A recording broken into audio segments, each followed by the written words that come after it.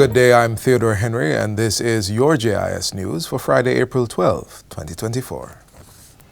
The Morant Bay Urban Centre in St. Thomas is within budget and on schedule for completion in September. That's the report given to Prime Minister Andrew Holness as he toured the development on Thursday for a first-hand update. Mr. Holness asserts that when completed, the vast range of services to be offered at the facility will attract further development in the surrounding areas. As I look around with land space that seems to be available, I am certain that even more private investment interest is going to be displayed, and I am almost certain that in short order there will be housing and residential development around the perimeter of this development.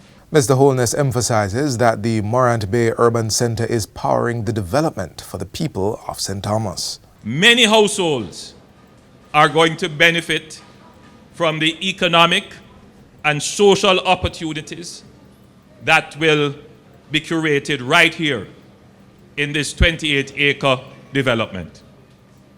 We have a university here, we have training facilities here, we have joined up government here, we have food, recreation and commerce right here, we have light industry right here. The 436,000 square feet development is being constructed at a cost of approximately $6 billion through a partnership involving the Factories Corporation of Jamaica, NCB Group, and China Harbour Engineering Company, Czech. Prime Minister Andrew Holness is highlighting that significant improvement to Jamaica's water supply network is in the works, with several major investment projects on the docket. Among these is $5 billion of capital works being undertaken by the National Water Commission NWC in this fiscal year to the benefit of approximately 165,000 residents. It involves the replacement of pipelines and upgrading of wells, water stations and treatment plants, among other things. Additionally, over $2.5 billion will be invested in sewage infrastructure work and $1.6 billion allocated to Rural Water Supply Limited. Because we intend to make an impact right across the island for communities that have been deprived of this valuable commodity. Other infrastructure work taking place include the $78 million Rio Cobre water treatment plant and the Negril water improvement, estimated to cost $20 million. The redevelopment of the Hermitage Dam, expansion of the Mona Reservoir, and development of the Mahogany Vale system are also progressing. Mr. Holness outlined the projects during an address to Parliament on Tuesday, where he announced a $210 million drought mitigation measure. 12 new buses have been added to the fleet of the Jamaica Urban Transit Company, JUTC. Minister of Transport Darrell Vaz revealed the news in a post to his social media account on the platform X. He also reiterated that the country could expect another 100 buses in July. Minister Vaz adds that 230 additional units will be procured and added to the JUTC's fleet by the year 2026 through an investment of approximately $5 billion.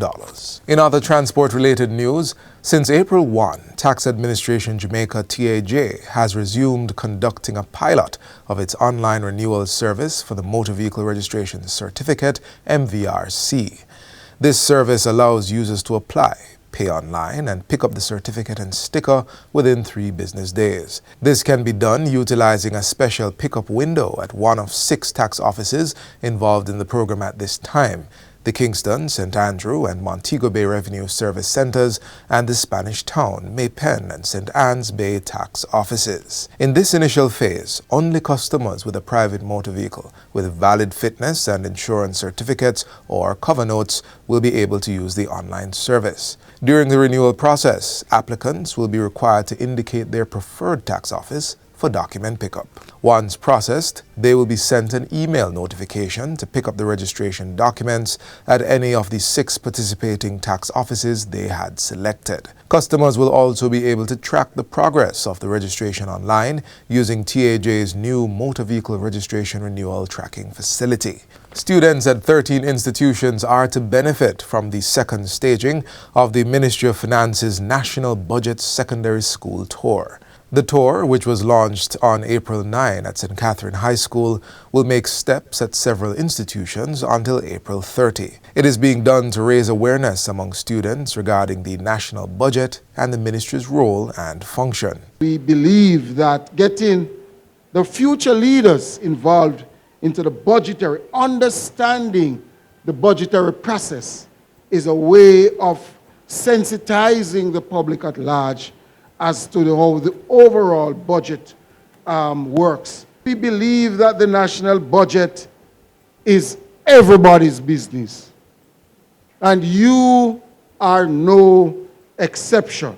During the first stop, each student was presented with a copy of the Citizen's Guide to the 2024-2025 budget, which details the budget process, sources of funding, and allocations for each ministry. Minister of Education and Youth, Favor Williams, who has endorsed the tour, emphasizes that students should be aware of the process because they stand to gain a lot from the budget. As you read the Citizen's Guide, as you take a look at what's in there, you should see yourselves reflected in it, because approximately 1/5 of the non-debt expenditure portion of the budget goes towards providing for the education of all of us. The National Budget Secondary School Tour is being held under the theme, "The National Budget is Everybody's Business because it impacts every Jamaican."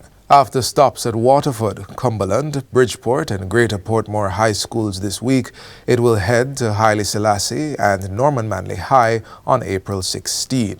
Ascot High students will get their budget introduction on April 18, followed by Jonathan Grant and Jose Marti Technical High on April 19, and Eltham and Spanish Town High on April 30.